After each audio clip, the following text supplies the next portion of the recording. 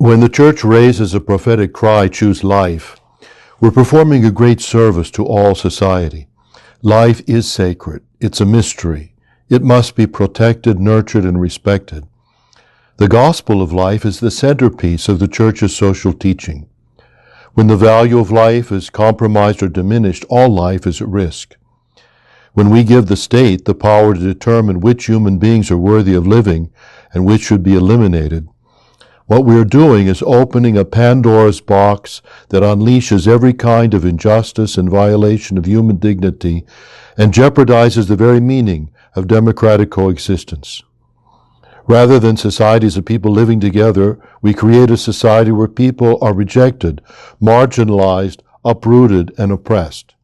The Church's consistent life ethic contrasts with the incoherent proclamation of human rights that fails to protect life when it is most vulnerable. Human rights without the right to life are like the king's new clothing. It's a fraud, an exercise in self-deception. The Church's pro-life message is a great service to all society. The culture of death flows from the extreme individualism of our age. The Church's antidote is community and solidarity. Pope Francis is always talking about a culture of encounter. The Holy Father laments the fact that we have done little to adequately accompany women in very difficult situations. The good news is that God never gives up on us. He never tires of loving us, never tires of forgiving us, never tires of giving us another chance. The pro-life movement needs to be the merciful face of God to women in facing a difficult pregnancy. Being judgmental or condemning is not part of the gospel of life. We are often quick to judge people because we've not walked in their moccasins. Until we find ourselves in the same situation, we don't know we might do the same thing that we judge others for. The gospel story of the encounter of Jesus with the woman caught in adultery is one of the most dramatic scenes in the whole New Testament. The Pharisees are determined to impale Jesus on the horns of a dilemma.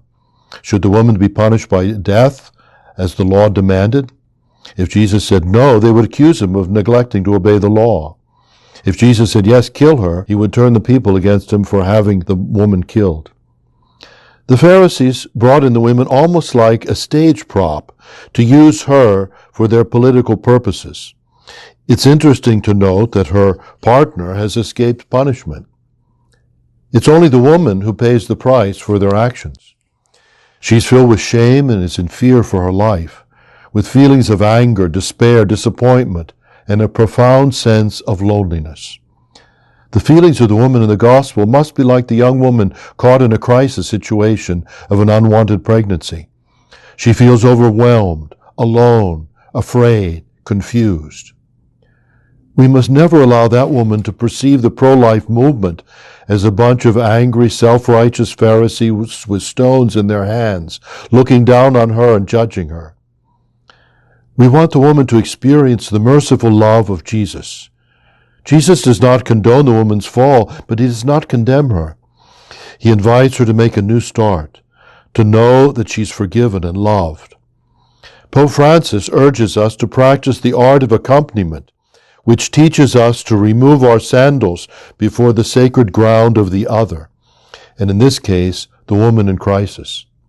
This accompaniment must be steady and reassuring, reflecting our closeness and our compassionate gaze, which heals, liberates, and encourages growth in the Christian life.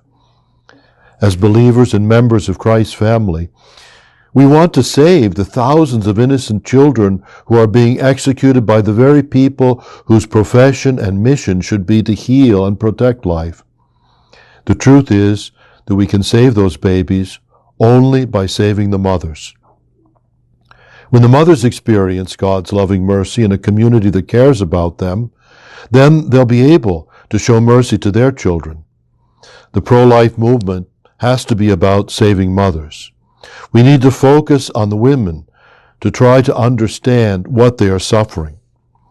There are millions of women in our country who have had abortions, and millions of men who pushed them, encouraged them, and drove them to the abortion clinic. Wouldn't it be wonderful if some of them could accept John Paul II's challenge to those who've chosen abortion to commit themselves anew to life, whether by accepting the birth of another child or by welcoming and caring for those in need, to become promoters of a new way of looking at human life. One person to take up this challenge was Dr. Bernard Nathanson, the founder of NARAL and the pro-abortion movement in the United States. In the 1970s, Dr. Nathanson ran an abortion clinic in New York City, which operated from 8 in the morning until midnight. He personally performed roughly 100 abortions a day. But then, after having promoted abortion and convincing people of its urgency, Bernard Nathanson finally heard the child's voice pointing out the inconvenient truth. His conscience could no longer allow him to fool himself into believing that this unborn child was not a human being. Dr. Bernard Nathanson became the most eloquent opponent of abortion in the abortion industry.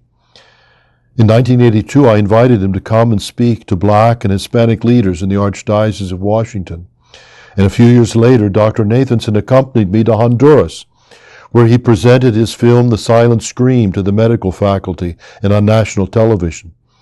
He was very instrumental in getting the laws that legalized abortion in Honduras reversed, and he spent the rest of his life trying to do the same in the United States.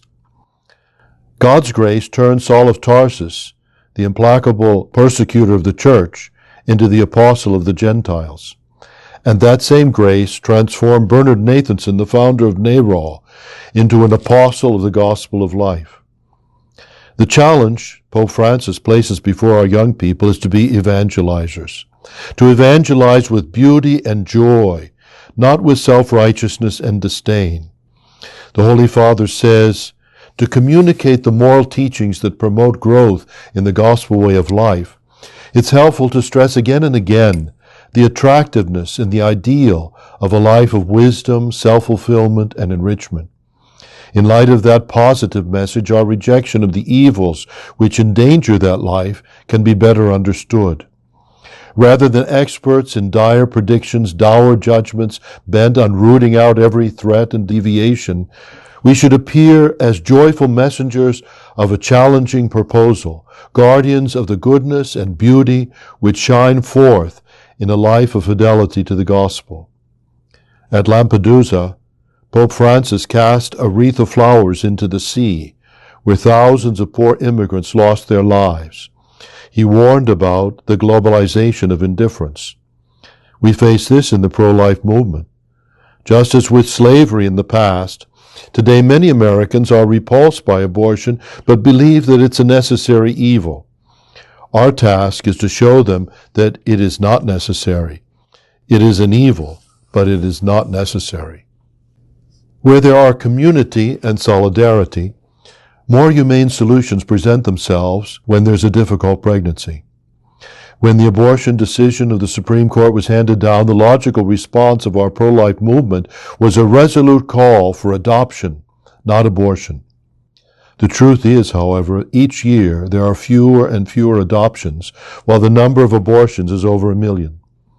Many young Americans don't know anyone who's adopted, and if they do know someone, it's probably someone from China, Russia, or Guatemala, giving the impression that entrusting a child to adoptive family is not something Americans do.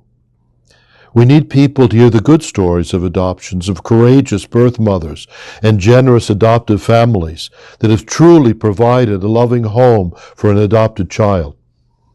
The majority of women who succumb to abortion are poor. Poverty is a dehumanizing force that leads people to feel trapped and to make this horrible decision. The gospel of life demands that we work for economic justice in our country and in our world. In a society where the rich are getting ever richer and the poor poorer, abortion looms ever larger. Planned Parenthood was founded precisely to eliminate the poor. We can rescue unborn babies from abortion by rescuing their mothers from a life of poverty and hopelessness. Pope Francis challenges our complacency and indifference to the oppressive poverty that spawns so many abortions. Yes, the Catholic Church's consistent life ethic is a great service to society. It is our task to witness to the truth that love, compassion, and solidarity can build a just society that will be safer for the poor, the unborn, and those on the periphery. I often share with people the fact that on the island of Martha's Vineyard there's a beautiful church dedicated to St. Augustine. There's a lovely stained glass window that depicts the 7 sacraments. When the tourists enter the church, the first window they see is the one that represents the sacrament of confession, with the cross keys, the priest's stole, and the words, "Go and sin no more." But the church is not air-conditioned, so on hot days in the summer they open all the windows. Well, the only pane of glass that opens on that window is the part where the word "no" appears. So tourists enter the church and see the window that says, "Go and sin more." In my 10 years there, not one person ever complained about that window. The irony is that so many people think of us Catholics as people of no, don't do this, don't do that. In reality, we are the people of yes. Yes to God. Yes to life. Yes to compassion for the poor and the suffering. Yes to solidarity and community. And that yes makes us messengers of joy, even in a valley of tears.